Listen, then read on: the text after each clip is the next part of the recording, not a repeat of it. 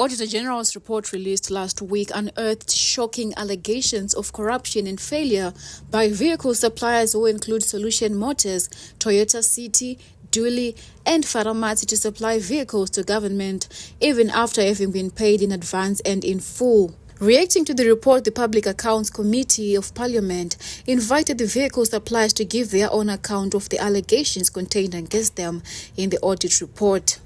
As if coordinated, none of them appeared to the committee. Today we were supposed to meet some companies that got contracts to supply various departments of government with the cars in 2021 and 2020. They got money. Some delivered half of the cars that they were supposed to deliver, some didn't deliver at all. So we had summoned them here in Parliament to find out what transpired and when do they want to make sure that the cars are restored and the value to the taxpayer is restored. But as you have seen, no one turned up. They didn't turn up. I'm just told one gave an apology. It also emerged that one of the major suppliers, Solution Motors, is no longer in existence. It shut its doors and won't be able to give any evidence before the Charlton Hwende-led committee. The other one, no apology, and one of the companies that were supposed to meet also, Solution Motors, we've now been informed that they are now claiming that they have now closed without supplying any car. But if you see most of these companies, they are in every Auditor General's report, and one wonders why they continuously get the contracts. A day that the nation was all waiting for turned to be nothing but just a dud. Even members of the Public Accounts Committee who were itching to have a go and win their 2 minutes of fame showed their disgruntlement over the snub.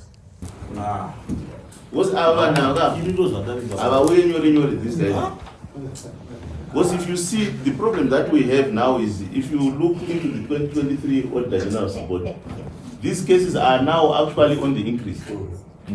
They were better in the report that we're doing, but if you see the current one, it's... The probe will be widened to include those who awarded the tenders, those who failed to make adequate follow-ups when the suppliers ghosted government. That's why we wanted to get to the bottom of it.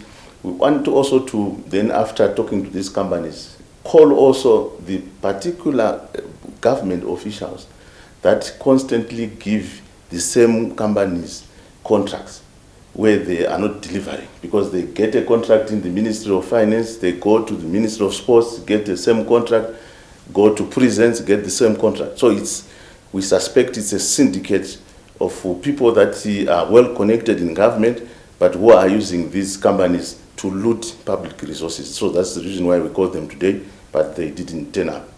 Hwende will now flex the powers of Parliament and has since issued summons compelling the car dealers to appear before them or face arrest. So the committee has now resolved that in terms of the laws that govern our operations, we are allowed to issue summons. So that is the highest stage that we can reach as Parliament, and so we've resolved that the Clerk of Parliament must issue summons.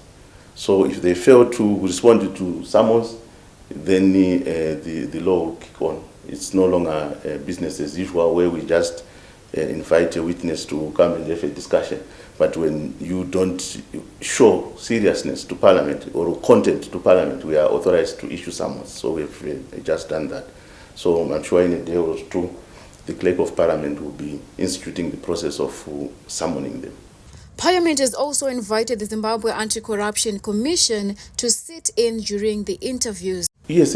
We have an understanding with ZAC that they are allowed to come to the committee, and they normally send their representatives to committee. Because these are public hearings. Only today they were not there, but sometimes you might not see them because we don't announce them, because also we don't want to intimidate the witnesses. But they are part of the system that we work with.